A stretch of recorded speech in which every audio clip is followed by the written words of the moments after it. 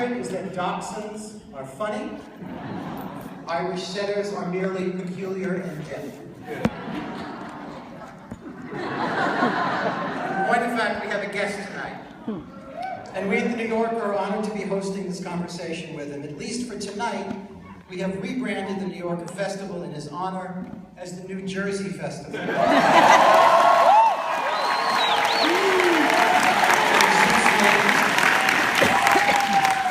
I was born in Hackensack. Cheering for Hackensack. Just one thing, please silence your phones and stash your cameras of any sort. You can tweet if you like at #TNYFest. Now, I don't mean to be strict. Believe me, even if it appears that I'm having a stroke up here, I'm accustomed to the filming and the attention, of course.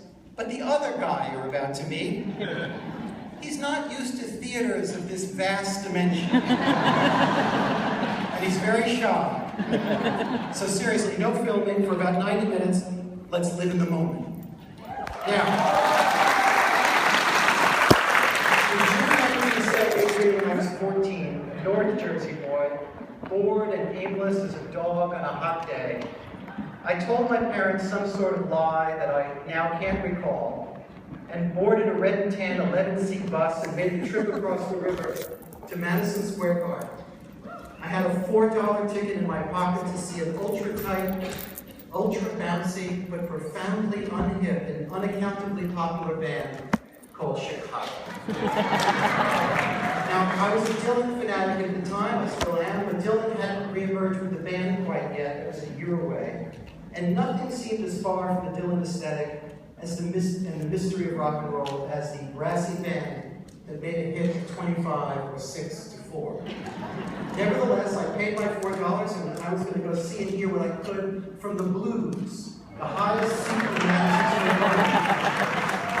So out trundled the opening act, a skinny guitar slinger and songwriter from down the shore. I had heard his name, I heard Spirit in the Night, I think, but in those days, the distance between Freehold and North Jersey was roughly the same as the distance between Rumson and Kathmandu. The world was larger then somehow. You were more in your own rabbit hole, your own variety of sullen teenage boredom, with both ears tuned to the city and WNEW-FM. The conditions for the opening act were not at all promising. Even at 14, I could see that. The house lights were up, the crowd was inattentive, everyone was off getting beer or depositing the end results of beer. But I was that kid who stood near the guitar player at weddings and bar mitzvahs, watching his hands, obsessing over the difference between, say, the sting of a Telecaster and the rounder ring of a Stratocaster. I'd come to listen that night to whatever was on stage. And the guy on stage, singing, dancing, band leading, stabbing at his leads, was outrageous. He was bursting with an almost self-immolating flame, a crazy urgency, trying with every blues-inflected verse and gospel-inflected chorus to bust through the buzzy indifference of Madison Square Garden's crowd. And there was also a sax player, a very big man. He made a vast and unholy sound. It grew out of the wall of sound, out of Stax and the Stones and Roy Orbison and a dozen other threads, but I'd never seen or heard the like of it. Now, scholars of Springsteen studies all know that their object of study hated those shows. He hated opening for Chicago, and he missed the intimacy of the clubs and the roller rinks and the drive-ins and the bars where he had made his name down the highway. But that was lost on me. For me, this brief show was as revelatory and as thrilling as watching James Brown cut the Rolling Stones on the Tammy Show an age ago. This was the appearance of something not only new, but someone who was speaking straight to me. Soon things absolutely exploded for him. The bottom line performance, dancing on tabletops, John Landau's famous I've Seen the Future of Rock and Roll review, the Born to Run album, and simultaneous covers on Time and Newsweek. Performances and a record and well-deserved hype that changed everything for him and created an ongoing, shifting, deepening relationship between an artist and an audience that has lasted for 40-odd years and is unlike few others in any art.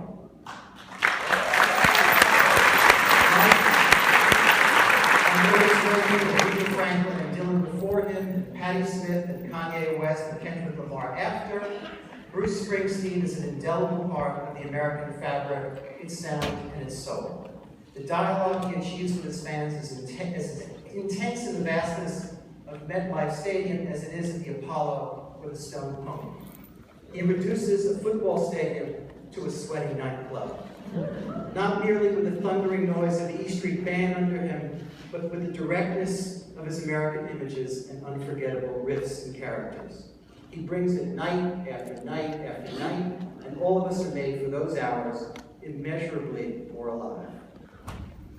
Now, Bruce Springsteen has written the book of his life. He's written a terrific, supple, funny, honest, and self-revelatory book that is as vivid and as pedal to the floor as the voice on the records, as the guy on the stage. It casts a spell, and it tells its truth. October 2016 finds us at an unnerving and dangerous moment in our history. It needs great Americans to help sustain what's best in us. One such guy is here with us tonight. Please welcome the author of Born to Run.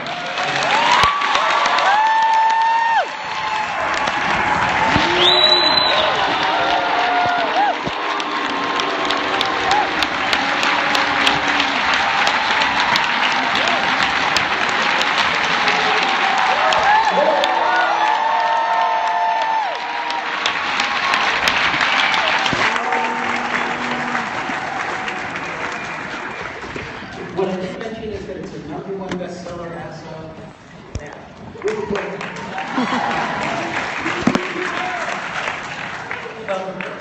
Thanks. So, there was a guy named Frank Harris, a great sexy memoir writer long ago, who wrote that memoirs are well-known forms of fiction. And I got to get a sense about this book, what your plans for it were. How you wanted to go about telling the truth in a different way, maybe an even more complete way than in the songs. What did you want to do by writing a book?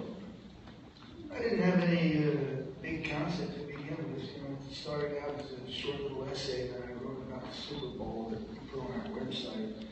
And after that, I felt like I found a voice that I was pretty comfortable writing some prose in. So I had a few weeks off, and so I sat around and I just started to write. I started from the beginning and I just started to write my memories down. Once I got into it, I realized I was enjoying myself. It was different from songwriting, and I felt I latched on to the thread of something that might be an interesting project. But I'd write a bit and I'd put it away, sometimes for as long as a year or longer when we toured and took the band out. But I'd go back and I'd reread it, and took my time. I wrote it all out longhand. And I had no computer facilities, so I do have an assistant who I would dictate what I had written longhand to, and then she'd print it out, and I'd fix it and dictate it again, and she'd print it out, and I'd edit it and fix it again. She'd print it out, and I'd do it one more time. So it was about 3 shots of everything that's in there. That was the best that I could do. Your editor inside. Now, have you read any memoirs that you were, over the years, that had impressed you by people, particularly in music, but in general, that thought, well, I like this Woody Guthrie, this Bob Dylan thing, I want to go after it in that way? Of course, I read Bob's book and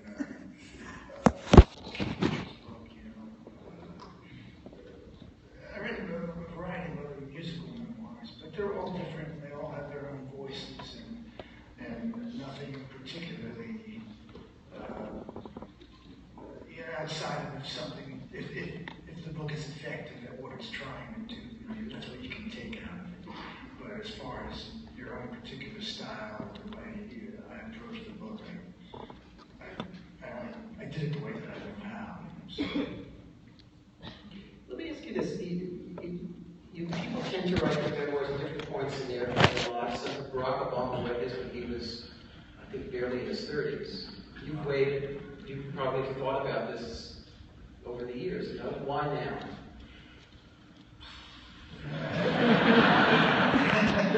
But I wanted to do before I forgot everything.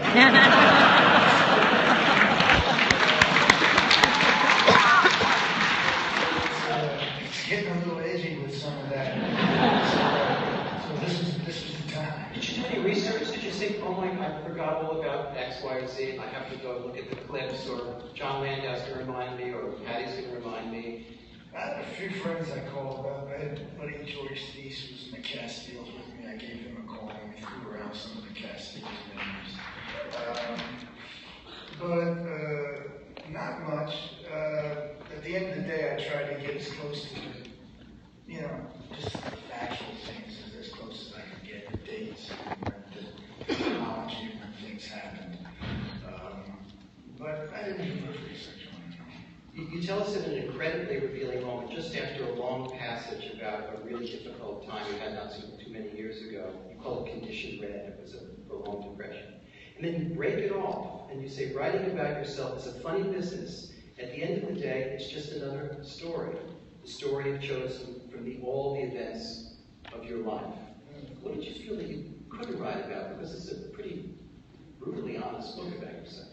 That I couldn't write about? Yeah. I don't want to talk about it.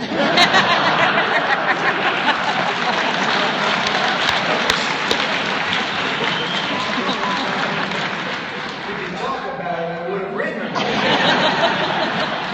It's just between us.